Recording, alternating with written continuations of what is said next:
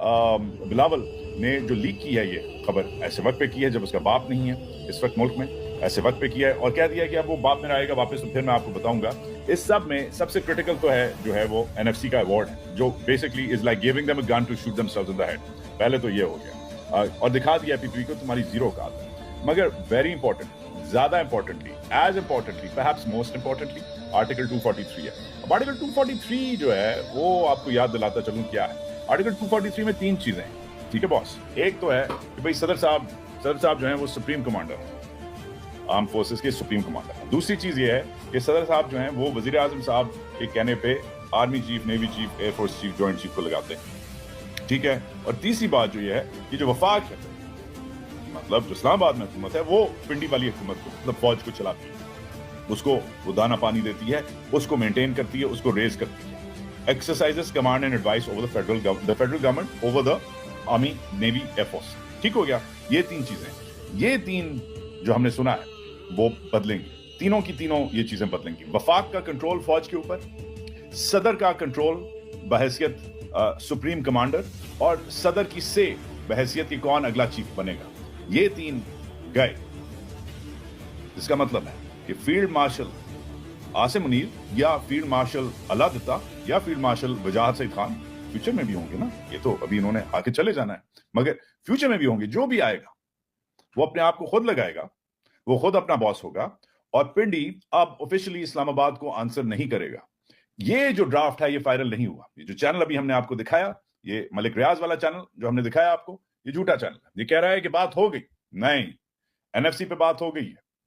ये जो judicial magistrate बकवास, ये जो चल रहा है, ये तो छोटी मोटी चीजें, ये बातें हो गई हैं, मगर ये 4-5 ड्राफ्ट्स फिर रहे हैं इस वक्त, 4-5 ड्राफ्ट्स फिर रहे हैं, और ये सब पिंडी से ये ड्राफ्ट्स निकले हैं। इसलिए बेचारा जो अता ताड़ड़ है, I feel bad for him. एक तो वैसी बेचारे की जो मतलब जो हालत है वो आप देख लें कैसी है, मगर I feel bad for him, क्योंकि इसको बिलावल ने स्पॉट में डाल दिया। बिलावल ने खबर लीक करके, वो भी ट्विटर से लीक करके, एक तो तैमूर झगड़ा जैसे लोगों को परेशान किया, उन्होंने खुद ट्वीट किया, पीटीआई के लीडर तैमूर झगड़ा ने कहा कि अब पाकिस्तान में जो कॉन्स्टिट्यूशनल स्ट्रक्चर जब चेंज होगा तो हमें एक रैंडम एमी सी ट्वीट आएगी बिलावल के जरिए कि मैं कॉन्स्टिट्यूशन को बदलता हूं और पाकिस्तान बदल जाएगा। ये हालात हैं पाकिस्तान के।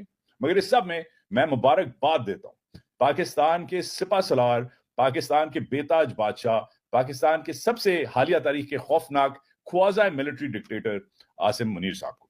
वेरी वेल डन, क्या बात है, वेल डन। आपने वही किया है जो ज़ियाउल हक ने किया है, आपने वही किया है जो परवेज मुशर्रफ ने किया है, मगर आपने आईन नहीं तोड़ा। Very well done, master move. The thing is कि सिविलियन सुप्रीमेसी करने वाली पार्टी को खुद बंदूक दे दी है कि सिविलियन सुप्रीमेसी को खत्म करो। आज हम इतने नजदीक हैं कि फील्ड मार्शल साहब सदर से ज्यादा उनकी हैसियत होगी, वो अपने आप ही को अपॉइंट करेंगे, अपने आप ही को रिटायर करेंगे, जितने भी सर्विस चीफ्स हैं उनको शायद खुद ही लगाएंगे। नेशनल कमांड अथॉरिटी पाकिस्तान की न्यूक्लियर वेपन्स को जो चलाती है शायद उसे भी कंट्रोल करेंगे।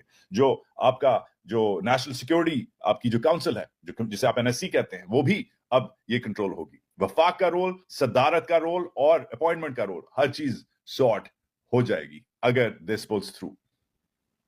ये जो छोटी मोटी चीजें हैं कि एजुकेशन को वापस ले आओ वफाक में, और पॉपुलेशन प्लानिंग को क्या करेगा शहबाज शरीफ, कॉन्डम बेचेगा लोगों को, बेचे। ये उसकी बेचारे की, उसने कहा होगा सर मुझे करने दें, आप मुझे पॉपुलेशन कंट्रोल करने दें, करे, गुड। बट ईसीपी वाला जो मूव है